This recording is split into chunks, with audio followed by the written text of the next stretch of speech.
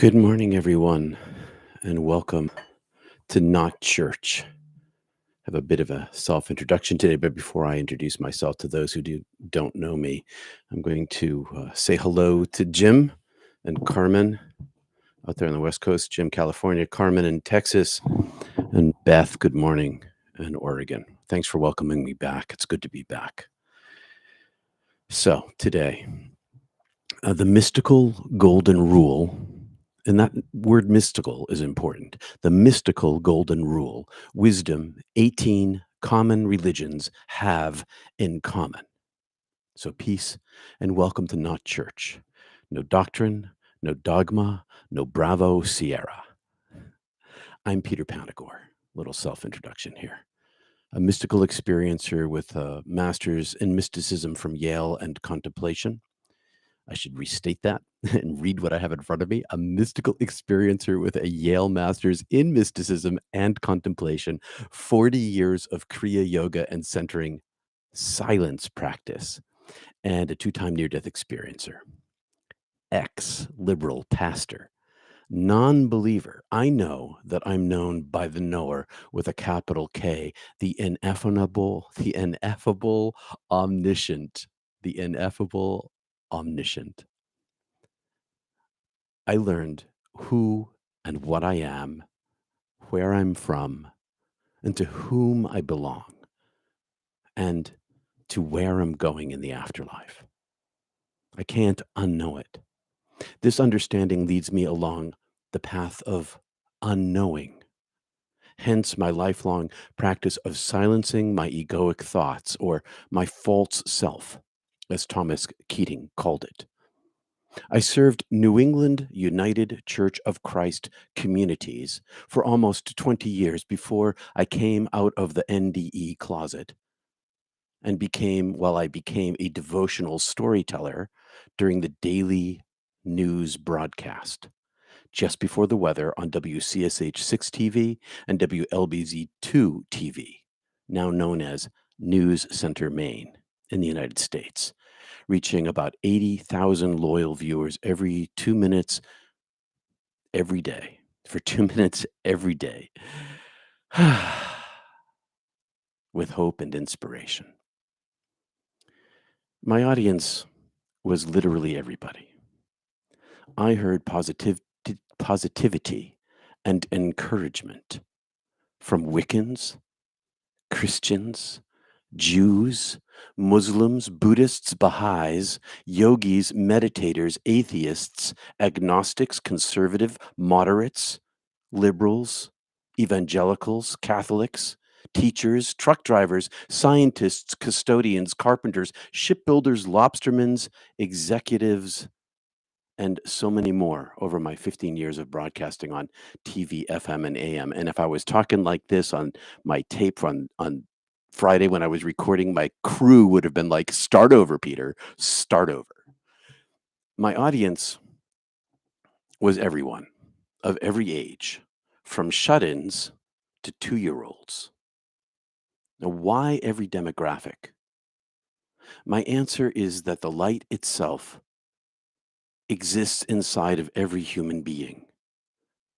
And the light knows itself when it encounters itself in others. By camera, by microphone, no matter their social, cultural, political, religious, educational, or financial beliefs or standing.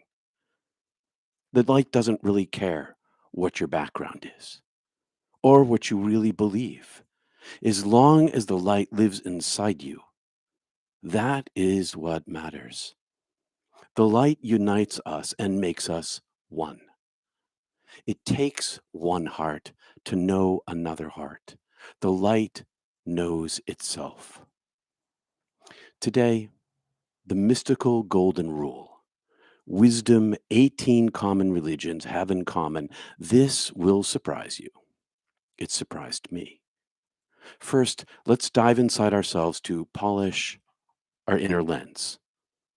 The eye wherein I see God, God sees me, wrote Meister Eckhart. I believed him, and so pursued a practice of silence in order to make my eye single, so that my body will be filled with light, as Jesus promised. We begin with 3 ohms, and then we're going to center ourselves into silence and our thoughts, aiming at our hearts and at the ineffable God alone. And if you've never done centering prayer practice, there are links below for you to check out after. Basically, follow your breath with a prayer from your third eye to your belly, down your spine, and back up your spine again. It's just a chant, but it leads to silence, and silence is the access to the divine. So let's begin. 3 ohms, full breath, full lungs.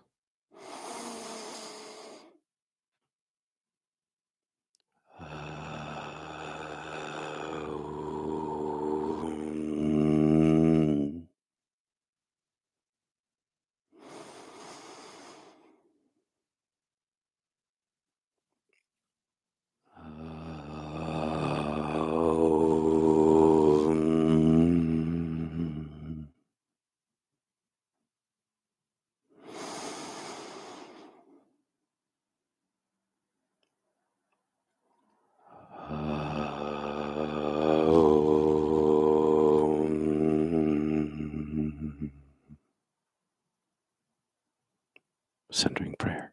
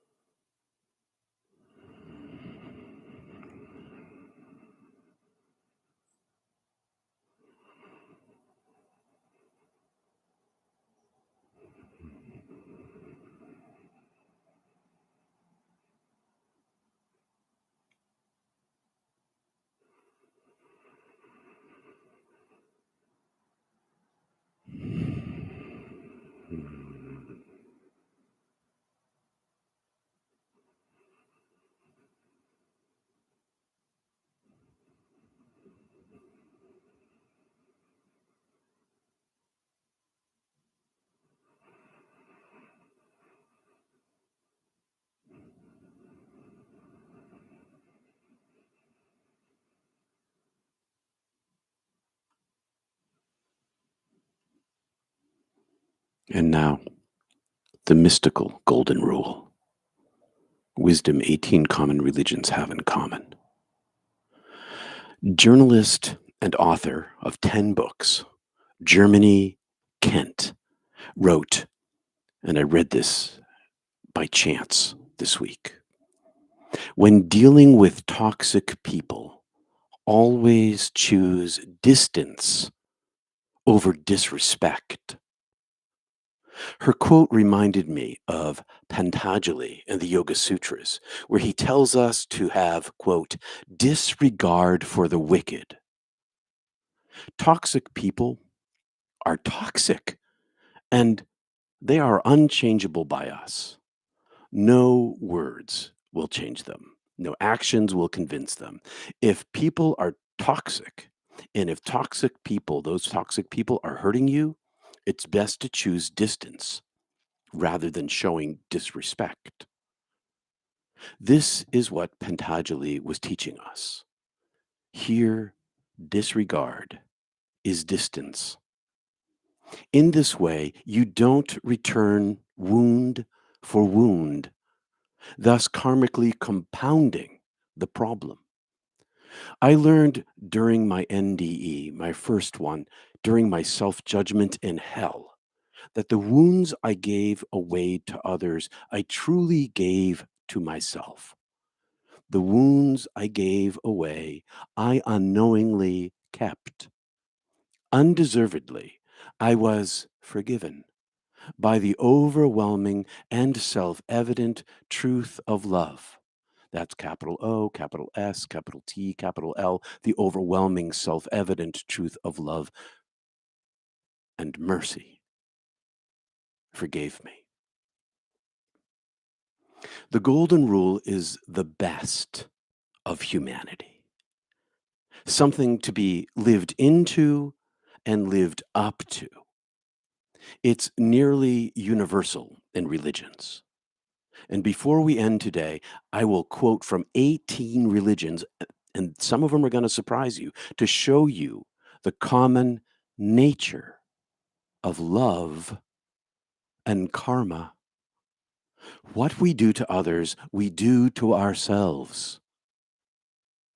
Life is complicated and messy and never perfect. So don't expect perfection in thought or action, in your following the golden rule, but strive for it. Why, I wondered, are there variations of the golden rule found in global and indigenous religions as historically diverse as Islam, Buddhism, and Native American? The golden rule arises. This is why, because the golden rule arises from wisdom with a capital W, from Sophia with a capital S. The golden rule comes from the direct mystical experience, the direct mystical experience, and is a lasting after effect of seeing the actual light of God. Namaste, namaste. We say, we see the light inside of you as you see it inside of me. We say this when we see the light inside another person and when we don't. Namaste is seeing heaven here now, spread among us and between us. Heaven here now. Thanks, Gospel of Thomas. When one senses, experiences, sees, knows the full truth that I am you and you are me, that what I do to you, I do to me, that you and I are one, and in and through oneness, capital O, is self, capital I. The oneness is self. Then one can only, once you see that, once you experience that, once you taste it or touch it, and it can be cultivated, then one can only ever live from that truth, from that place, even when immersed in the messiness of life. This is judge not, lest ye be judged. It becomes a desire, an aspiration, a hope, a goal, a truth, a chance to touch the divine self in every encounter. Fake it till you make it, or make it real because you feel. And in every encounter to build good karma in the heavenly side of yourself. The golden rule builds good karma. Ask yourself, what does almost every religion have in common? Every religion has mysticism. It has a mystical experience at its core of a mystical genius who brings back the wisdom of the golden rule, not because they read it somewhere, but because through wisdom it arises in their hearts. One person at the core of a religion, or many who touched source with a capital S, who were uplifted into source, into unity, into peace, and saw and were immersed in and returned with the truth of the oneness of being, not by belief, but through a transformative mystical experience and the everlasting ocean of love. In this time of a great, or maybe the great global awakening, reach across the aisle, reach around the globe by reaching for the light and love inside yourself and by reaching out to the other, no matter who they are or what they believe. Meditation aimed at heaven above, heaven within, heaven above all things, aimed at silence, works the inner path. Living the golden rule works the outer path. Inner and outer are worked together, each strengthening the other, each a form of worship and prayer. Universally, great mystical geniuses in the following 18 quotes from around the world and many times and in many places learned the same truth of oneness, summarized in the Golden Rule. And each Golden Rule here is linguistically contained in the mindset of the places and the people in which they were written. So listen with a careful ear of your heart and apply your critical thinking skills to understand. Thanks, Dr. Cornell West. I offer no interpretation of the quotes. I let them speak for themselves. I will summarize at the end. So listen well. A Course in Miracles. The Golden Rule asks you to do unto others as you would have them do unto you. This means that the perception of both you and others must be accurate. The Golden Rule is the rule for appropriate behavior. You cannot behave appropriately unless you perceive correctly. Since you and your neighbor are equal members of one family, as you perceive both, so you will do to both. You should look out from the perception of your own holiness, from your own holiness to the holiness of others. Buddhism. Hurt not others in ways that you yourself would find hurtful. Baha'i. Blessed is he who preferreth his brother before himself. Christianity. As ye would that people should do unto you, do ye also to them likewise. Confucianism. Surely it is the maxim of the loving kindness. Do not unto others that you would not have them do unto you. Gnosticism. If you bring forth what is within you, what you bring forth will save you. If you do not bring forth what is within you, what you do not bring forth will destroy you. Hinduism. This is the sum of all true righteousness. Deal with others as thou wouldst thyself be dealt by. Do nothing to thy neighbor which thou wouldst not have him do to thee after. Islam. No one of you is a believer until he desires for his brother that which he desires for himself. Jainism.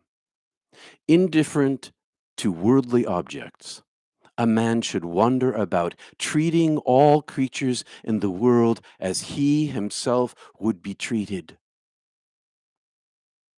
Judaism. What is hateful to you, do not to others.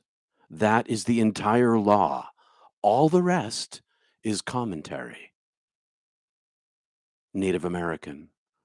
The universe is the mirror of the people, and each person is a mirror to every other person. Sikhism. As thou deemest thyself, so deem others. then shalt thou become a partner in heaven. Even Shintoism, irrespective of their nationality, language, manners, and culture, men should give mutual aid and enjoy reciprocal, peaceful pleasure by showing in their conduct that they are brethren. Taoism. The good man ought to pity the malignant tendencies of others, to rejoice over their excellence, to help them in their straits, to regard their gains as if they were his own, and their losses in the same way. Wiccan. And ye harm none. Do what thou will, lest in thy self-defense it be, ever mind the rule of three. The Yoga Sutras. Have disregard toward the wicked. Yoruba. One who is going to take a pointed stick to pinch a baby bird should first try it on himself to feel how it hurts. Zoroastrianism.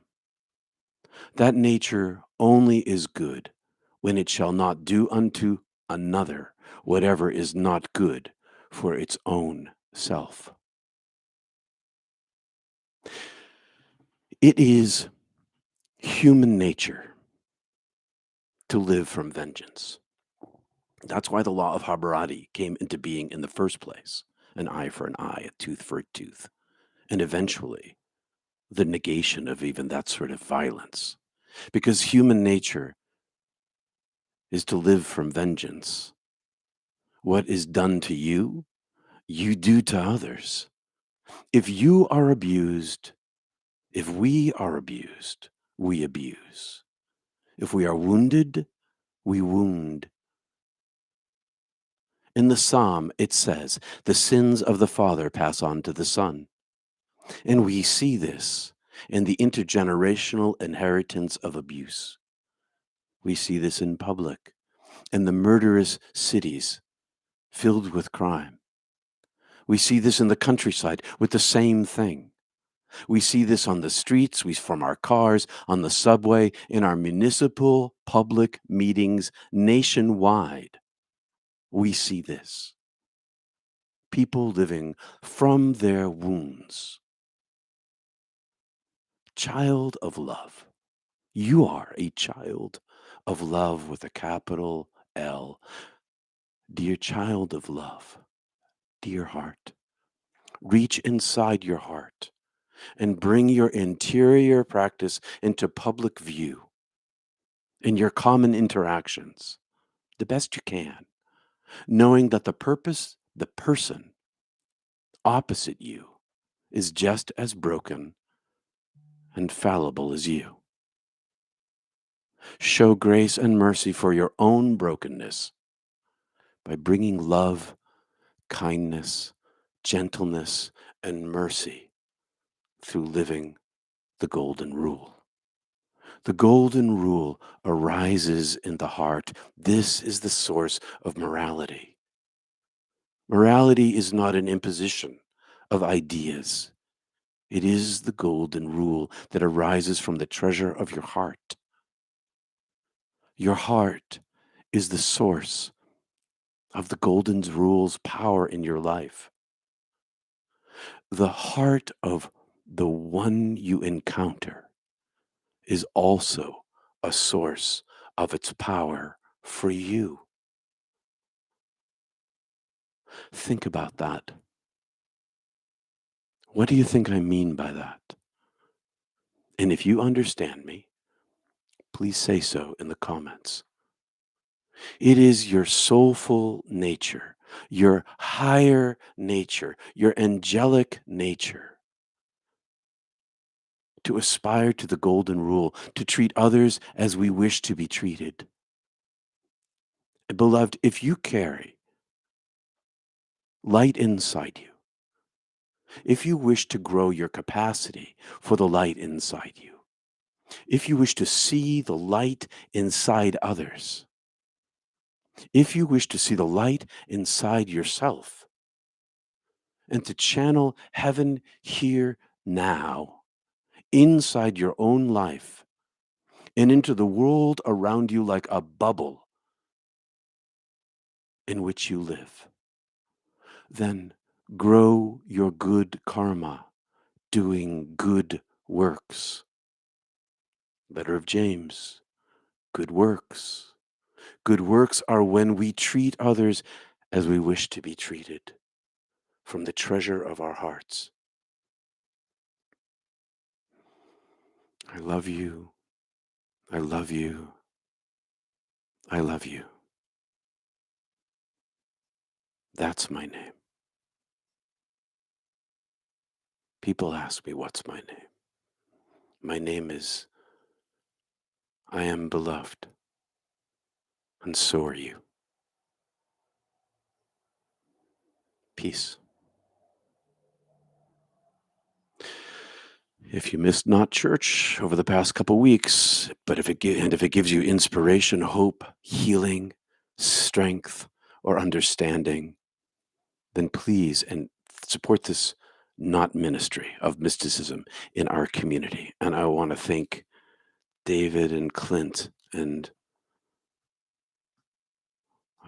someone else. Well, thanks David and Clint for the super chat. But if with this broadcast, this streaming gives you inspiration, hope, healing, strength, or understanding, then please, like my friends who just gave it super chat, please support this not ministry of mysticism inside our community. Please join us for more conversation on Zoom this morning at the top of the hour, 11 o'clock a.m. Eastern Standard Time at Mystic Tea Salon in less than an hour and about 32 minutes. And the links are below in the description for Zoom and for peterpanagore.love. And if you've been following Not Church for a while, please subscribe. We're closing in on 10,000. Would love to hit that number. Thank you very much. It'd be great if we did, because YouTube offers so many more technological tools. So if you've been following for a while, please subscribe. Thanks to everyone who supports Not Church and who sent me condolences on the passing of my dad, who's here with me this morning.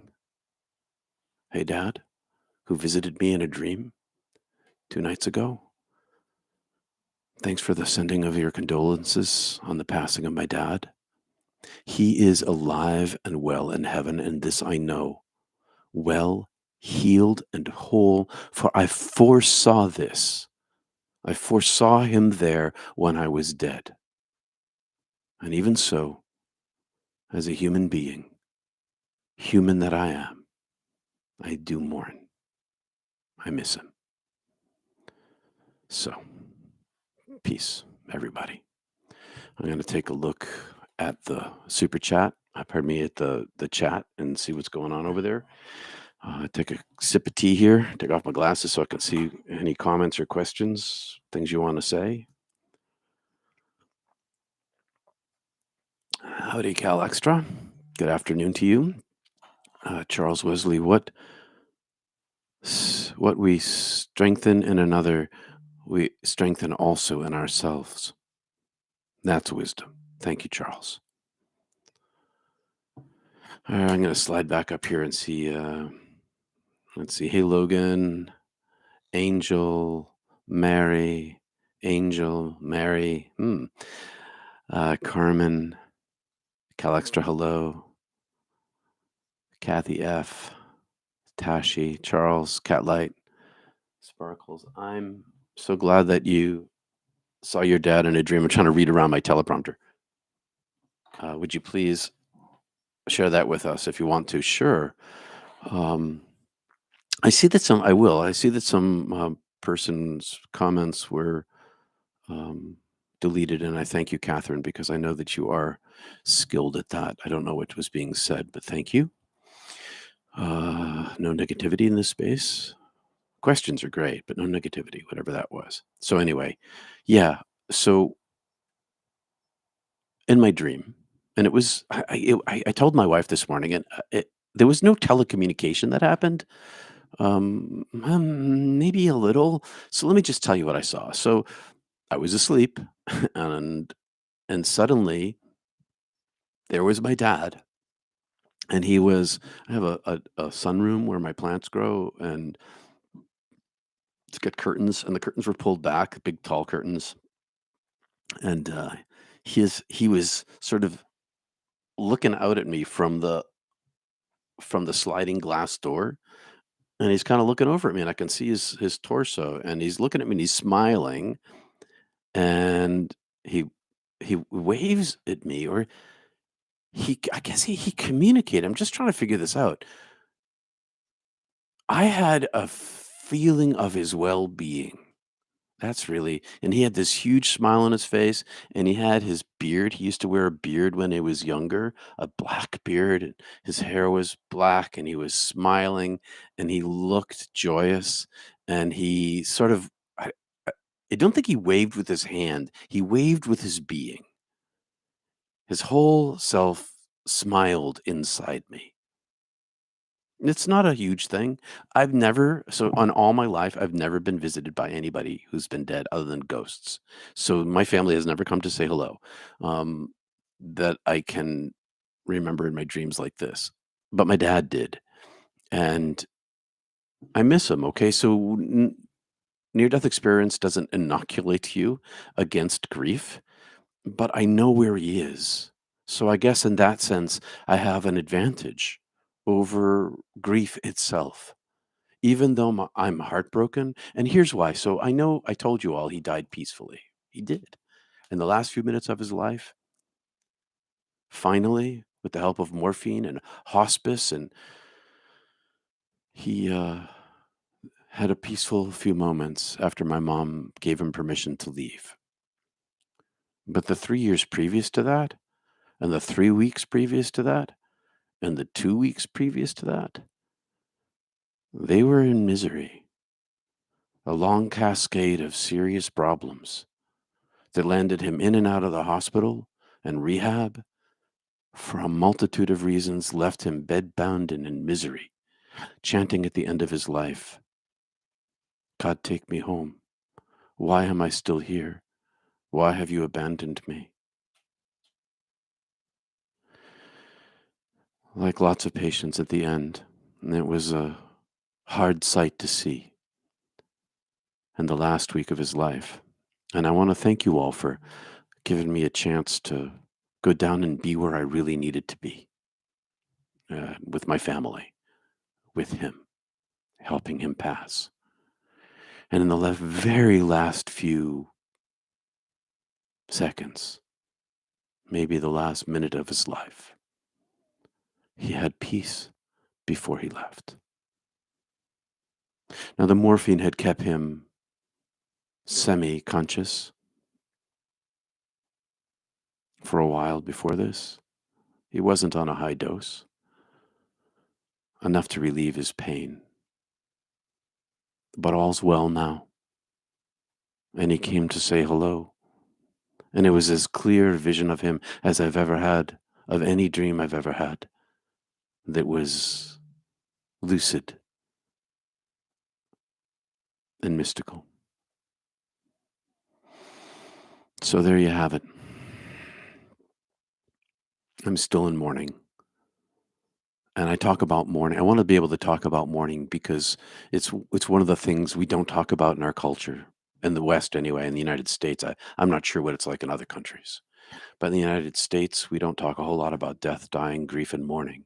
Heck, when I was a kid, I used to see and wear black armbands. People would wear black armbands out in public, at least where I grew up in Massachusetts, so that everybody knew that you were in mourning. Heck, every widow in the Orthodox Church whose husband had died wore black. Everybody knew you were in mourning. And it wasn't just for the funeral. And the benefit of that was that everybody understood and you didn't have to pretend. One of the great things about memorial services is everybody who goes to one, or visiting hours, or graveside services, gets to share in the human experience of grief and mourning.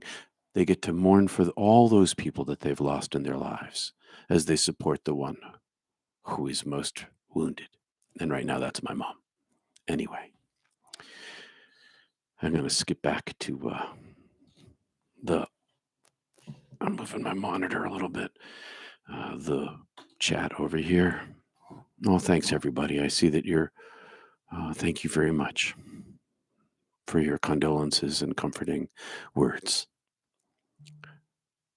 Ellen, thank you. Since one college religion class, I felt the golden rule thread. Yeah, the golden rule thread is everywhere, and the crazy thing is that it threads down through the crown chakra and the opening right there, right into the heart, where it winds up like a spindle of silken light inside of everyone who lives it in the world and who's connected to the top, out the top, or into the heart. It's this binder between us all. It's like a cobweb now, a spider's web between religions, connecting us to each other, even the surprising ones. Yeah, the ones you might not have expected. What a beautiful gift to see your dad in a dream. That must have been heartwarming for you. Hugs to you. Thank you, Tiffany. The struggle of being released from the cocoon. Yeah, Charles, totally true. Goosebumps. Wendy, I felt the same communication. I felt the same communication from my dad after his death. Just a communication of, "Hey, all's well. All is super well." Yeah, such a feeling of peace. I'm glad your dad dropped by to check in. Me too, Wendy. Me too. And thanks for the beautiful urn that you guys made. Thank you. Well, maybe he doesn't want you to remember him being sick. Maybe that's why he visited. Maybe so. Maybe so. Certainly that's an impact in my heart. That's for sure. Thank you, Ronan. Hearts to you too. I like that heart with a cross in it. That's cool. I like it. Thank you for sharing your dad's passing in your dream of his joyous visit with us, Peter. You're welcome, Jim. Jesus wept, John. Jesus wept.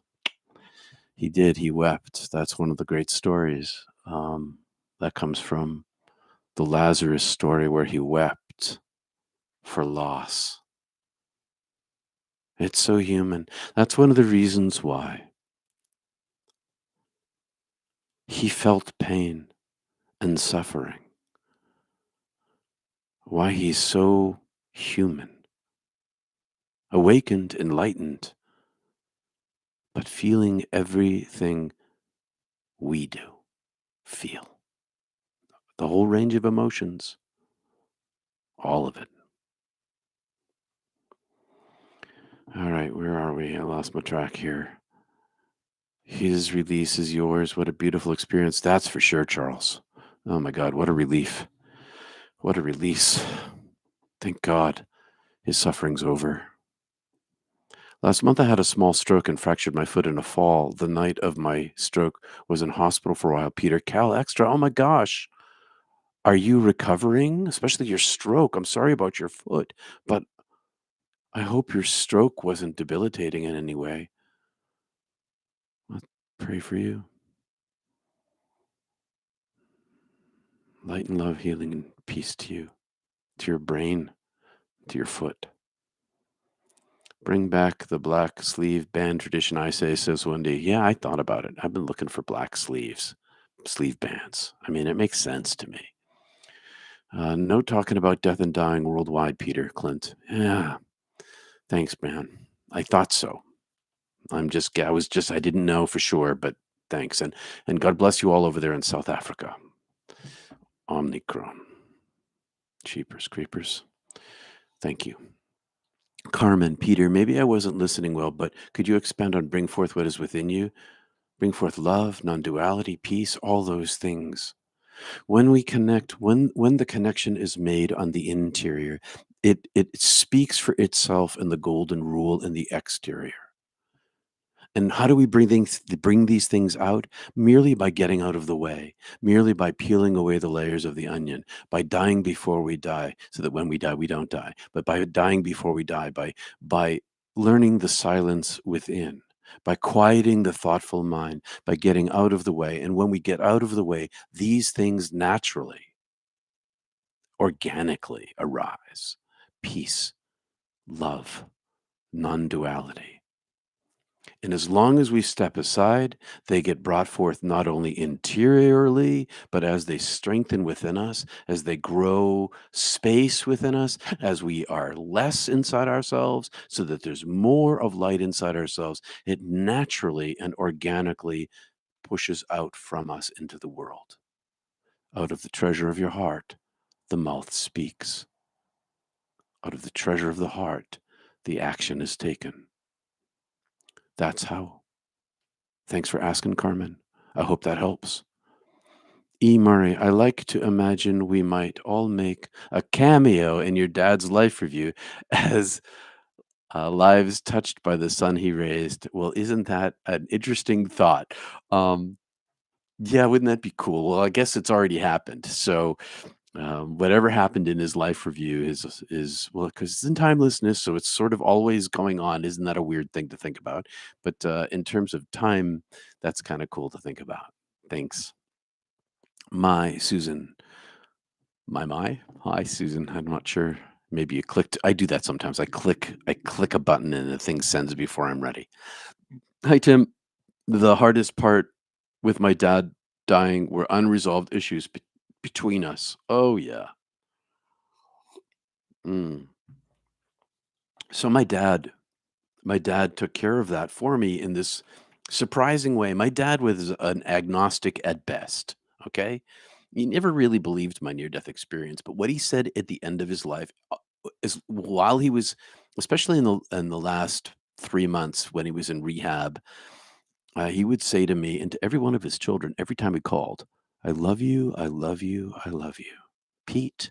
That's what he called me, Pete. I love you, I love you, I love you. We both knew that we had wounded each other in life. So here's the thing about love, Tim. Love knows no bounds. You can heal yourself in your relationship with your dad now, even though he's passed on, because love has no bounds. Love him, love him, love him, love him. Forgive him, just love him. Human beings, even, and I don't know your dad and I don't know you. So I'm going to go to the extreme here of another person I know, a wicked person, an abusive person, even that person who caused great violence to the children in his family. Even those children can find healing inside themselves through love.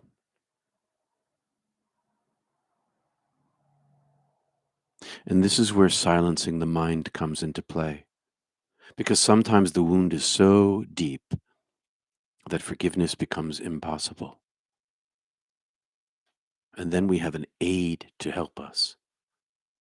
By going into silence inside yourself and seeking the love above, greater than all of us, in that place, from that space, love arises and heals the wounds of our lives, bit by bit. This is one of the mystical benefits, psychological and emotional benefits of centered meditation into silence aimed at the oneness of being. That the deeper one goes into love, the more that love not only pervades the world in a bubble and the time in which you live, but heals oneself in the past as well. I'm sorry for your unresolved issues, Tim. but you can give them to God. You know, in Christianity, there's this the story of Jesus. You've probably heard it. Jesus is walking. There's set of footprints on the sand, and uh, and then there's two sets of footprints in the sand, and then there's another set of footprints in the sand. And the question is, I was walking by myself, then you were walking beside me. How come I'm walking by myself? And Jesus says, no, that's when I'm carrying you. That footprints in the sand, famous thing. That's what this is. You don't need to carry the burden of the wound. That's what meditation does, as it aims to the higher self, to the heaven above. It gives over all of our wounds for healing. And know this, someone wrote to me this week and said, how do humans heal themselves? And I'm not sure she was going to like my answer, because my wholeness of my healing occurred when I died. That is healing. That's the evolution of myself outside of my suffering into the divine presence where all wounds are healed. Not scarred over like they are here, but as if they never existed. Perfect skin, no scars. Of course, there's no skin or those in heaven because there's no things, but that's a metaphor. So, two things, Tim. Dive inside yourself, surrender yourself, and find healing here, and know that healing will come for you because love is greater than wounds. It's an ongoing practice. And so that you don't think that I'm some superhuman guru kind of guy, I'm still working on the wounds of my life. I practice this because I know that it heals me, step by step. I hope that helps, Tim. Catlight Sparkles. In an old interview with Barbara Walters back in the 1980s, actor John Ritter, I like John. As an actor, I don't know him personally, obviously, who is now deceased, talked about the golden thread passes through us and connects us to every one of us. Yes, he did. I know that interview. He did. The golden thread that connects us all, for sure. Yeah. You're slowly recovering, Cal. God, I hope you get well soon. Good morning and blessings. Betty down east on the Rocky Coast. Betty L. Down east for me. So for those of you who don't know, down east Maine is because the way the wind blows when you're sailing, it blows you down the coast. So you're going downwind. So down east is down from me where I live. Good morning, Betty, down east. So sorry for your loss. Thanks, Susan. And you're welcome. My dad visited me 40 minutes after his death, says Kathy F., and spoke to me through my mind. I could feel his energy around me like we merged together in energy. Life goes on for sure. A blessing for you, Kathy. 45% of the population has an after death communication, such as the one you described. And now I know that you know that your dad isn't dead, that he still is alive and gave you some healing to turn your grief. That's really what this happens. When you get a visitation from the dead, it turns your grief a degree or two, or maybe 10 degrees, to continue with the sailing metaphor, but you head a different course, of course. And there's healing involved. And that is so much a blessing, Kathy. Thank you for saying this. Healing energy all around you. And then life goes on for sure. It definitely goes on for sure. Thank you, Cal Extra, for the sympathies. Wendy, I have a little theory that when people appear after death, they seem to appear at the age at which they were most or perhaps first enlightened. Maybe something to share in the salon sometimes? Yeah, we could talk about that. Um, I read somewhere, and this is not knowledge, okay? Like I don't know it in the wisdom of my soul. I read it, and it kind of made sense. Just to throw this on the plate too, um, that people appear when they are at their best, when they see themselves at their peak, which could be enlightenment as well. Um, I got a healing from my iPad start Betty Allen. I got a healing before my iPad started buffering. We'll watch it again later. Oh, that's a blessing. I'd love to hear that. Hey, Carmen, you're welcome. It helped. Good. Beth, when I was young, my grandfather visited me after he died. In my child's view, it was the hospital made a mistake and he wasn't dead. Now I can see it for what it was. Yeah, that's cool. Thank you for your kindness. You're welcome, Tim. My sympathy for your dad missing from physical. Thank you for sharing your grief journey and comfort. Thank you, Susan. Tiffany, my fiance visited me in a dream after he died. We held hands and had a chat with me as we walked together. First, sorry, my condolences in the loss of your fiance, but that's a beautiful thing. People talk about healing after death, after a death. This is what we're talking about. Healing isn't the return to unblemished skin. Healing is scarring over, but sometimes healing comes in a big leap that comes when a visitation happens and a blessing is transmitted soul to soul. And that's a mystical experience, Tiffany. That is a mystical experience, as is every kind of visitation like that. P.S. My dad still visit me from time to time, says Kathy F. Kathy F. P.S. My dad still will visit me from time to time. That's a beautiful thing. And this goes to answer a question that somebody sent to me this morning. Do the dead lose their personality? And the answer is no. No. Not in it's beyond human understanding how this works. I caught a glimpse of it. I was all of my incarnations simultaneously, but I was also the wholeness of my soul, my eternal, everlasting soul. So that included my Peter manifestation as a human being. Um,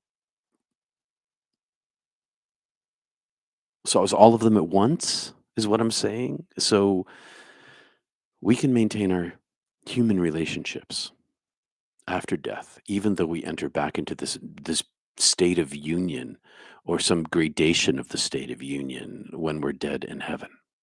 That's why relationships can continue with love because love is unending, never ending. All right, we got about 7 minutes left, I see here on my clock. Counseling can help with the woundness, lead to understanding and letting go of the pain part, but it's hard for the kids to accomplish the distance from the toxicity. Fixing it was never their job.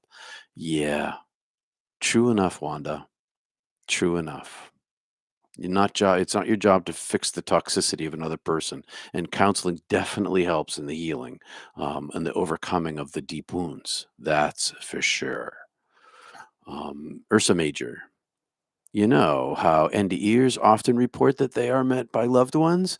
What about those who have been married several times or those loved ones who didn't get along with each other? Awkward? Nah, good question though. There's no awkwardness because there's no physicality anymore. Thank you, Laurie. Thank you for the super chat. Yeah, so no awkwardness because the human failings and frailties and foibles are stripped away. And yeah, wouldn't it be cool to be met by, your X7 spouses or whatever the number is, and all of the bygones are bygone, and only wholeness and healing and love live. That'd be cool. Sometimes I think about the words from your NDE when the Great Spirit told you, referring to your family, if you wait a moment, they will be here, Laurie. Yeah, yeah, exactly what I'm talking about. Those words inside myself rang like a bell for the last month, especially the last couple of weeks when I was right there on Cape Cod with my dad.